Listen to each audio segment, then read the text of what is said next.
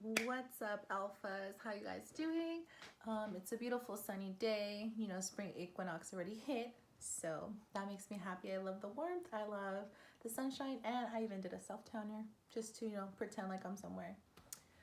But with that being said, I do want to give prayers, well wishes to everybody dealing with COVID-19. It ranges across all America, everywhere, and I'll probably always give this kind of message at the beginning of my videos because I do think it's important to recognize just each other in community. So yes, well wishes, prayers, positive vibrations, however way you receive it, I'm sending that to you. Nothing but love. And yeah, so let's get into the video. As you guys could probably guess, this is going to be a more serious kind of video. It's going to be what I hope to be used as a resource and tool for any person who's thinking about stepping into the ABA profession as an ABA therapist, interventionist, case aide, however it is you want to say it. I know there's so many different terms, don't know why, but it is what it is. So yes, there are a few things I want to talk about.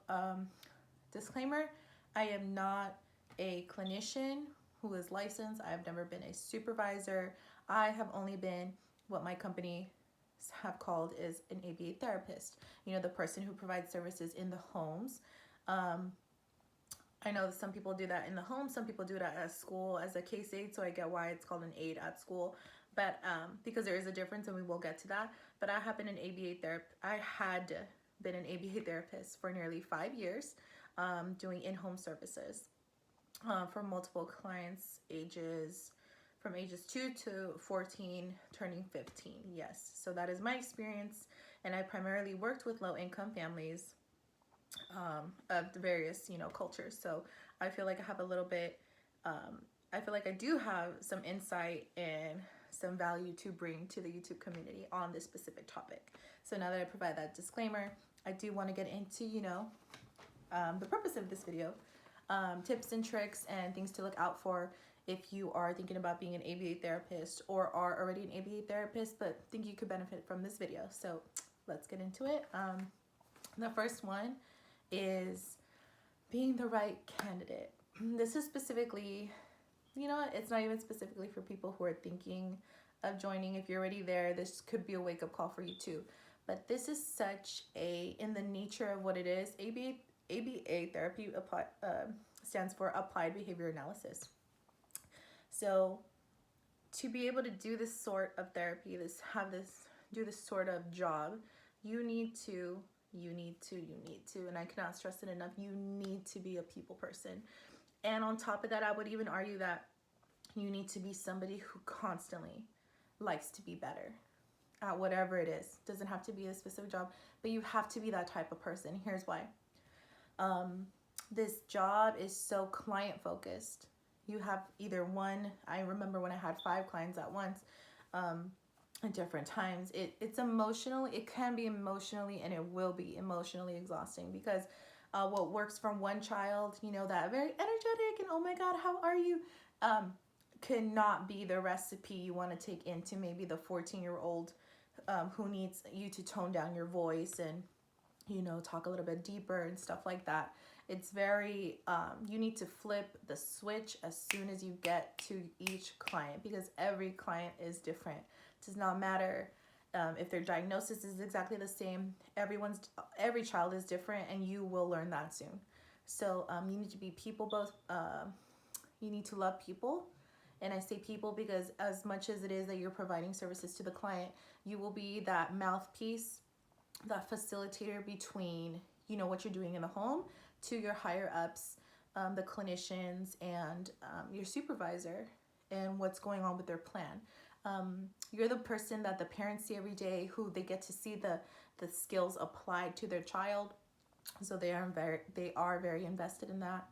And so yes, you are very important, even if you're not, you're just a very essential piece to the machine that works, if you work. So with that being said, yes, I wouldn't say you need to be a psychology major. However, I do find that psychology majors like myself are very in it. They we're fascinated by people, how it works. We're analytical in that way with people, and we're very what I find, half of us are very charismatic and people love us in return. So it's a great combination. I would argue that it doesn't need just to be psychology majors. I would say that's probably where everybody leans to. Sociology majors, people who are thinking of being of nurses also, that I think they would make good candidates because that is a patient focused job, as long as you love people and again want to be better, because there is a lot of training and ongoing training. If you want to be better and provide better services, and who doesn't want to do that? So yes, that's one. Two that I want to talk about is the differences in companies when you're applying for a job. And I'm just kind of moving around because I have had very, very different experiences. God bless. The first job I ever had as an ABA therapist was in Orange County at this company. They were amazing. I think about them when I think about, I used to think about them all the time when I went to the other companies because they were a great place to work. And this is why. There are different companies and they have very different styles. My first company, we'll call it Company A, had a very family centered approach, and that was on their website, that they were very committed to that. I got very close to my clinicians in the sense of like, they didn't just apply that to when they didn't just expect me to take that approach when I entered the door to my clients, but they did that in the same way that they communicated with us, what the plans were, what the team was, what was going on in the office, all the new resources. They were very much family centered in their staff too, which I very much appreciated. I never felt like I was devalued more than anybody else in terms of like supervisor clinician. I felt very much valued, and I think a lot of our coworkers there did too. And so we didn't have a lot of a lot of people quitting, because they really did listen, take care of you, in the sense of like you were heard and you would definitely have an answer by the end of the week, kind of thing, if not within 1 to 2 days. So with that being said, the family style approach I would say is the best in my opinion when you're seeing a company, because like I said, in that scenario for Company A, our communication was not just linear, it was very much circular. Now of course, many places is the therapist talks to the supervisor, kind of makes it needless for you to talk to the clinician. However, at Company A, everybody respected the supervisor, so that of course that was your first go-to person. But if they were not answering, there would be no power struggle if you contacted the clinician. It was welcomed if you weren't getting the answer right in time, especially for those newer therapists. So that I appreciated. Two, a sign I think of a great company is that they brief you before your clients, in the sense of like this is their favorite, this is the client's favorite color, mom and dad, this is their dynamic, are you comfortable with that, da da da da.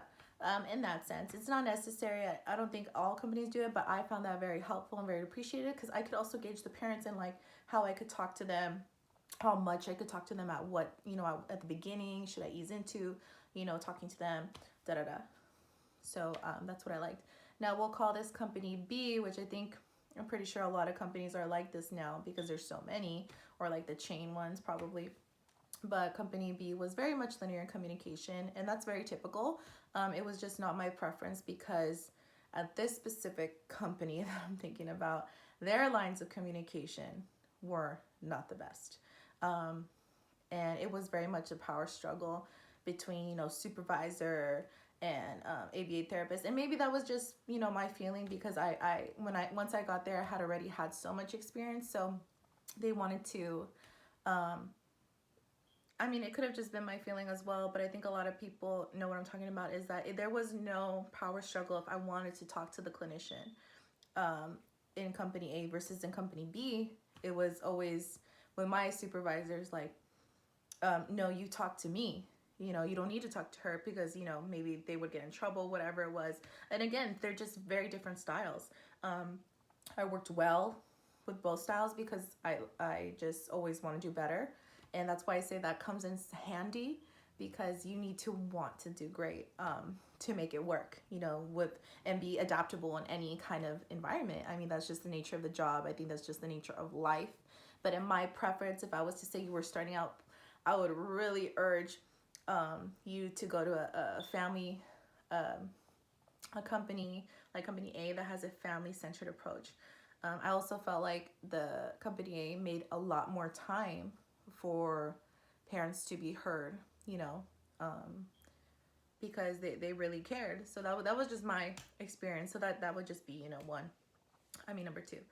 Number three, what I would say I want to talk about is, you know, money and, you know, different avenues that you could take as a ABA therapist, ABA interventionist.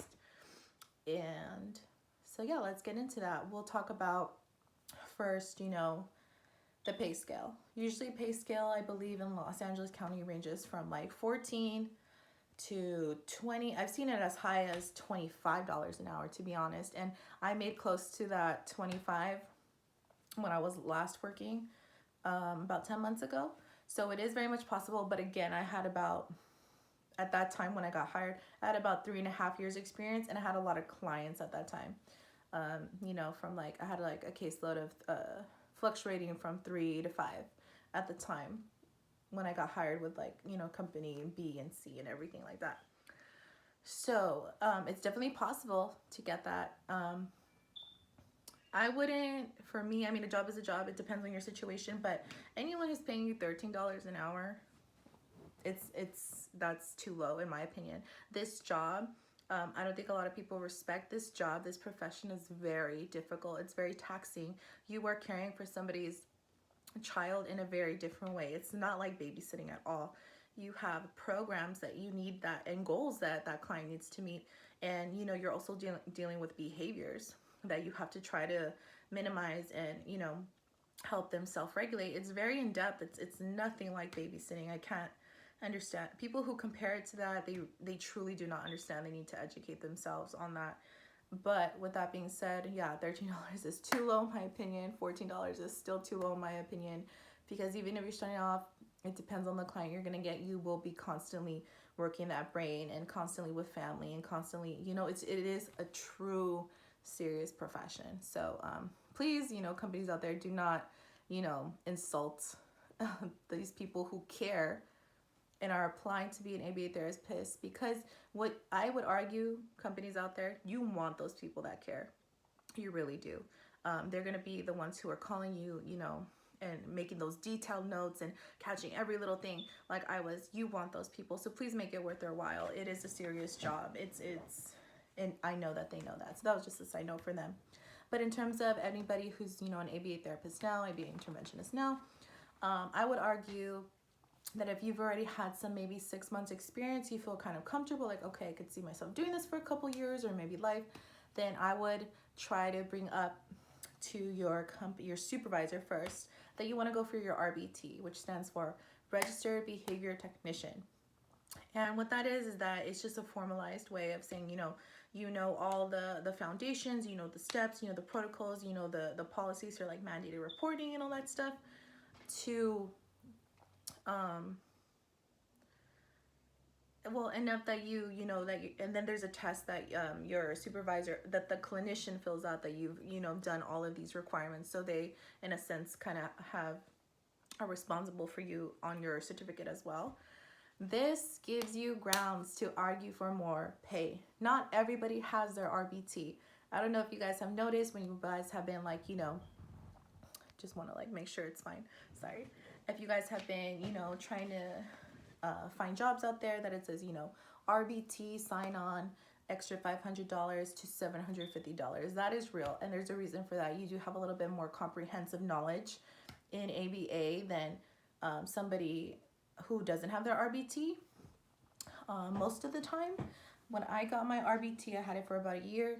I had already had 3 years under my belt, so that test was very easy for me.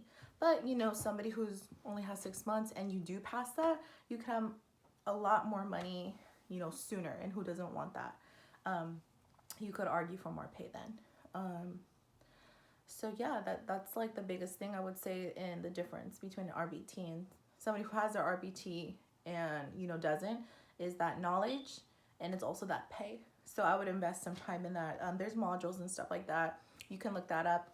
They have their own website. There's a whole protocol for it, but you do have to talk to your supervisor about it, because they will probably let your clinician know, and they have to carve out time to do that assessment with you as well. Okay, so continuing on with money.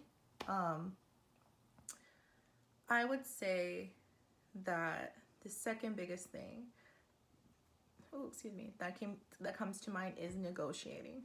And that can be a very uncomfortable topic for many people. I find that it's a very uncomfortable topic with, one, women, two, the people who genuinely care and enjoy their job. And three, the combination, women who genuinely care and enjoy their job in this position. And I found myself being the third category. When you do something that you really like or even love for a time, you feel like, wow, like, I'll take anything, because I love my job, and who gets to say that? You know, I should just be appreciative that I found a job that I'm good at, and, you know, the people love me, and we have a good relationship with my boss and a good relationship with my staff. You know, I should just be happy where I'm at. To a degree, I understand that. However, you need to know your worth, and your company needs to know your worth. And if you are as great and wonderful as they say, it should not be a problem to have you, you know, paid for your success in that company and what you provide to that company. So try to think about it in that sense. It took me a while to get comfortable with that, you know, mentality, but it was worth it. Quick story. When I first got hired as an ABA therapist, that was back in 2014, my second year, sophomore of college. I was making $14 an hour starting out. And that was, you know, great. I was so excited because it was above the minimum wage. Nobody else I knew, everybody else I knew was working, like, you know, at Forever 21, and I felt so excited, like, wow, I'm a psychology major, finally get a foot in the door, I have, you know, connections, and that was all true. So I was excited, got my foot in the door. Now comes a year later, and I think at every company, they do an evaluation some are strict, they do like a 3-month evaluation, you know, like, we'll see how you fit in. Okay, fine. But then others do a 6-month and a year. I would say that at the year mark evaluation, that you can, I don't know if you guys didn't know that, use that as grounds as an opportunity to negotiate your salary. So that is what I did, and I would argue that you guys should do that too. If you got a good review, I would get, like, you know, 95%, 100%. You did everything an ABA therapist has to, and you did everything an ABA has to and do, and everything we want our ABA therapist to be within our company. Again, this was my company A. So I was like, great, awesome. And at that moment, you know, I said I was making $14 an hour. They made an offer naturally on their own, which was my first experience with that, saying, we would like to, you know, compensate you for your job well done, yay, and offer you $15 an hour. Or was it $14.75? $14.75 or $15 an hour, and they split it. And I remember I came home, I was so excited, oh my God. I showed my mom, I showed my dad, and they were like, oh, that's so great, congratulations. It had only been a year, and again, everyone else I knew was making minimum wage. So I was just very excited. And I remember my mom and dad were just like, or my dad too was just telling me, you know, like, push for more. And I was like, what? Like, no, I don't want to offend them. What if they take it away? Da da da. And the thing is, like, they already offered it, so they're gonna give it to you, probably more than likely, you know. So, and at the end of the day, if you don't get more, you have a great job and you love it, and again, that's a win in itself. So I was just like, no, oh my God, I don't want to, you know, appear this sort of way, da da da. I'm grateful, and you know, a lot of women have that, you know, fear, and a lot of people who love their job have that fear. But you know what? I decided to, you know, sit on it and think about it, and I decided, you know what, my dad was right. You know, he's a professional, and I should, you know, get his advice. That's what he's there for. Worst they can say is no. So I go in, and actually I don't go in. I let my boss know, who was my clinician at the time, but the owner of the company as well, say, oh, thank you so much. I'd like to thank you so much for the offer. I would like to set up a date, if possible, to discuss my offer. And that was it. I sent that email. They said yes, bring in the paper. Great. And when I went in, I was so nervous. First of all, again, this was company A. my boss and the one that was gonna do the negotiating, who I had the meeting set up with, she was late. So I was already like, oh my god, oh my god. Or maybe this could play in my advantage because she was late. So it was very 50-50. I was just very nervous, but of course, kept it very composed, like very nice, sitting in the office waiting for her. And this is the greatest thing, is that as soon as I got in there to negotiate, I said, hi, we had a great relationship already. She had the biggest smile on her face. It looked like, when you're smiling but trying to contain it. So she would be like she was just trying to contain it. I was like, maybe she's gonna give it to me anyway.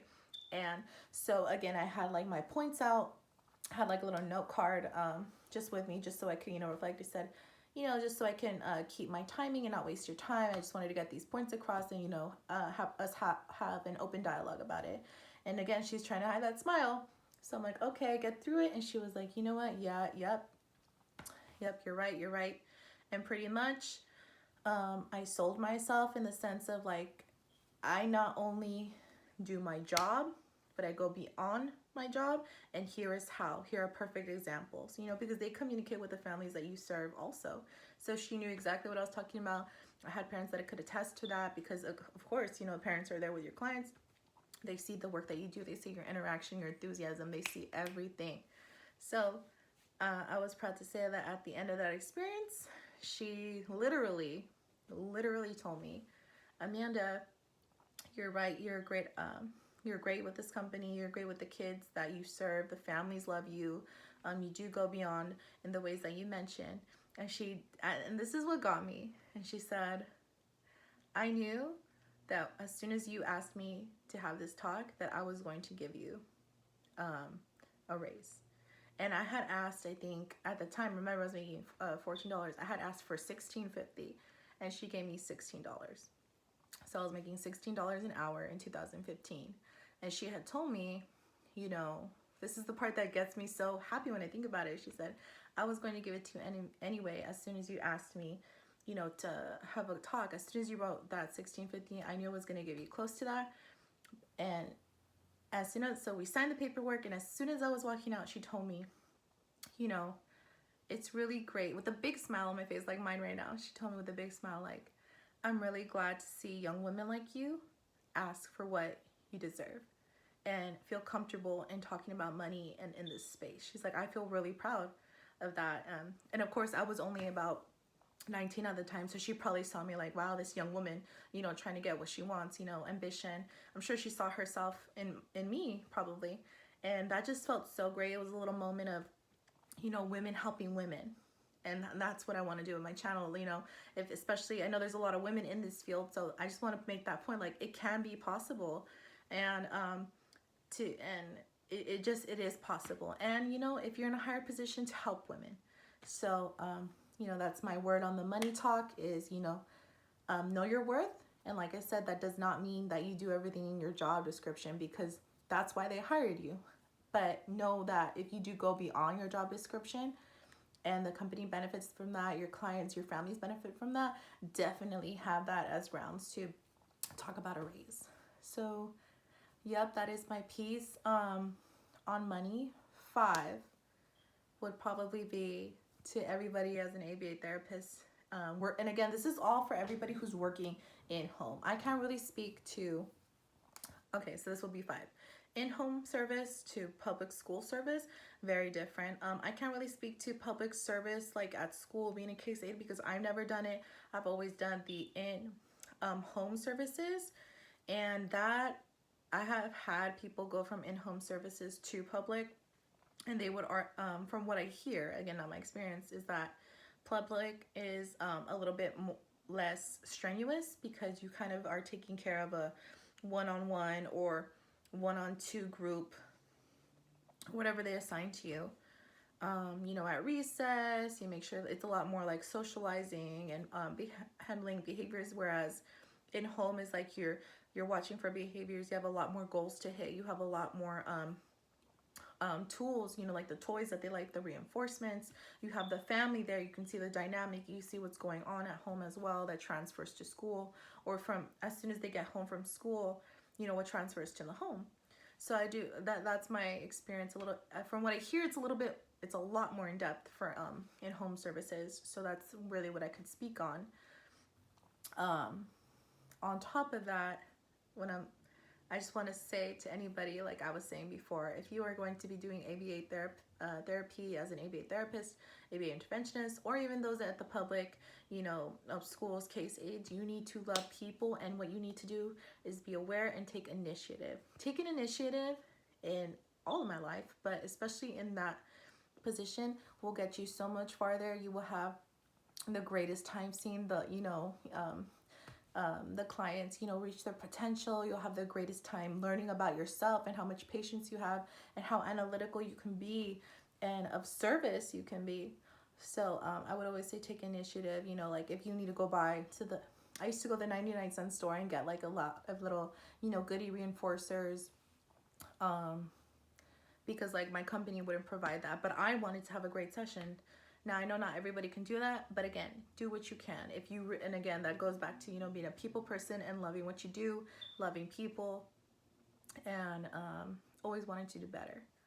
So that is my piece. I hope that helps somebody out there. If you have any questions, comments, feel free to comment below, and I'll try to get to you as best as you can. Or again, I'm at Amanda the Alpha on Instagram. I think I have my actual little handle in the description down below, so you could DM me and we could talk about it more. But please like, comment, and subscribe.